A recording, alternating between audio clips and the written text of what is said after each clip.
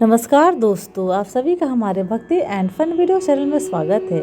आज मैं आप लोग को साल 2024 की माघ मास की गुप्त नवरात्रि की दुर्गा सप्तशती पाठ का चौथा अध्याय सुनाने जा रही हूँ। तो चलिए भक्तों, श्रवण करते हैं।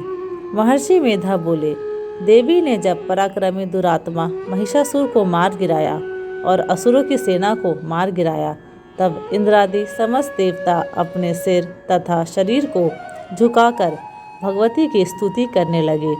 जिस देवी ने अपनी शक्ति से यह जगत व्याप्त किया है और जो संपूर्ण देवताओं तथा महर्षियों की पूजनीय है, उस अंबिका को हम भक्तिपूर्वक नमस्कार करते हैं। वह हम सबका कल्याण करे। जिस अतुल प्रभाव और बल का वर्णन भगवान विष्णु, शंकर और ब्रह्मा जी भी नहीं कर सके, वहीं चंडिका देवी इस संपूर्ण जगत का पालन करे और अशुभ भय का नाश करे। पुण्यात्माओं के घरों में तुम स्वयं लक्ष्मी रूप हो और पापियों के घरों में तुम अलक्ष्मी रूप हो, और सतकुल में उत्पन्न होने वालों के लिए तुम लज्जा रूप होकर उनके घरों में निवास करती हो। हम दुर्गा भगवती को नमस्कार करते हैं। हे देवी, इस विश्व का पालन करो। हे देवी, हम तुम्हारे अचिंत्य रूप का किस प्रकार वर्णन करें। असुरों का नाश करने वाले भारी पराक्रम तथा समस्त देवताओं और दैत्यों के विषय में जो तुम्हारे पवित्र चरित्र हैं, उनका हम किस प्रकार वर्णन करें। हे देवी, त्रिगुणात्मिका होने पर भी तुम संपूर्ण जगत की उत्पत्ति का कारण हो।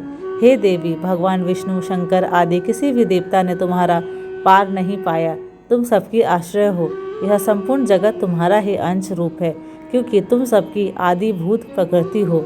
हे देवी, तुम्हारे जिस नाम के उच्चारण से संपूर्ण यज्ञों में सब देवता तृप्ति लाभ करते हैं, वह स्वाहा तुम ही हो। इसके अतिरिक्त तुम पितरों की तृप्ति का कारण हो, इसलिए सब आपको स्वधा कहते हैं। हे देवी, वह विद्या जो मोक्ष को देने वाली है, जो अचिंत्य महाज्ञान स्वरूपा है, तत्वों के सार को वश में करने वाले, संपूर्ण दोषों को दूर करने वाले, मोक्ष की इच्छा वाले मुनिजन जिसका अभ्यास करते हैं, वह तुम ही हो। तुम वाणी रूप हो और दोष रहित ऋग तथा यजुर्वेदों की एवं उद्गित और सुंदर पदों के पाठ वाले सामवेद की आश्रय रूप हो। तुम भगवती हो। इस विश्व की उत्पत्ति एवं पालन के लिए तुम वार्ता के रूप में प्रकट हुई हो और तुम संपूर्ण संसार की पीड़ा हरने वाली हो। हे देवी, जिससे सारे शस्त्रों को जाना जाता है, वह मेधा शक्ति तुम ही हो और दुर्गम भव सागर से पार करने वाली नौका भी तुम ही हो। लक्ष्मी रूप से विष्णु भगवान के हृदय में निवास करने वाली और भगवान महादेव द्वारा सम्मानित गौरी देवी तुम ही हो। मंद मुस्कान वाले निर्मल पूर्ण चंद्र बिंब के समान और उत्तम सुवर्ण की मनोहर कांति से कामनीय तुम्हारे मुख को देखकर भी महिषासुर क्रोध में भर गया। यह बड़े आश्चर्य की बात है। और हे देवी, तुम्हारा यही मुख जब क्रोध से भर गया तो उदय काल के चंद्रमा की भांति लाल हो गया और तनी हुई भौं के कारण विकराल रूप हो गया। उसे देखकर भी महिषासुर के शीघ्र प्राण नहीं निकल गए। यह बड़े आश्चर्य की बात है। आपके कुपित मुख के दर्शन करके भला कौन जीवित रह सकता है। हे देवी, तुम हमारे कल्याण के लिए प्रसन्न हो। आपके प्रसन्न होने से इस जगत का अभुद्य होता है, और जब आप क्रुद्ध हो जाती हैं तो कितने ही कुलों का सर्वनाश हो जाता है। यह हमने अभी अभी जाना है कि जब तुमने महिषासुर की बहुत बड़ी सेना को देखते देखते मार दिया है। हे देवी, सदा अभुद्य देने वाली, तुम जिस घर पर प्रसन्न हो जाती हो, वही देश में सम्मानित होते हैं। उनके धन यश की वृद्धि होती है। उनका धर्म कभी शिथिल नहीं होता और उनके यहाँ अधिक पुत्र पुत्रियाँ और नौकर होते हैं। हे देवी, तुम्हारी कृपा से ही धर्मात्मा पुरुष प्रतिदिन श्रद्धापूर्वक यज्ञ करता है और धर्मानुकूल आचरण करता है और उसके प्रभाव से स्वर्गलोक में जाता है, क्योंकि तुम तीनों लोकों में मनवांछित फल देने वाली हो। हे माँ दुर्गे, तुम स्मरण करने पर संपूर्ण जीवों के भय नष्ट कर देती हो और स्थिर चित्त वालों के द्वारा चिंतन करने पर उन्हें और अत्यंत मंगल देती हो। हे दारिद्र्य दुख नाशिनी देवी, तुम्हारे सिवा दूसरा कौन है। तुम्हारा चित्त सदा दूसरों के उपकार में लगा रहता है। हे देवी, तुम शत्रु को इसलिए मारती हो कि उनके मारने से दूसरों को सुख मिलता है। वह चाहे नरक में जाने के लिए चिरकाल तक पाप करते रहे हो, किंतु तुम्हारे साथ युद्ध करके सीधे स्वर्ग को जाएं, इसलिए तुम उनका वध करती हो।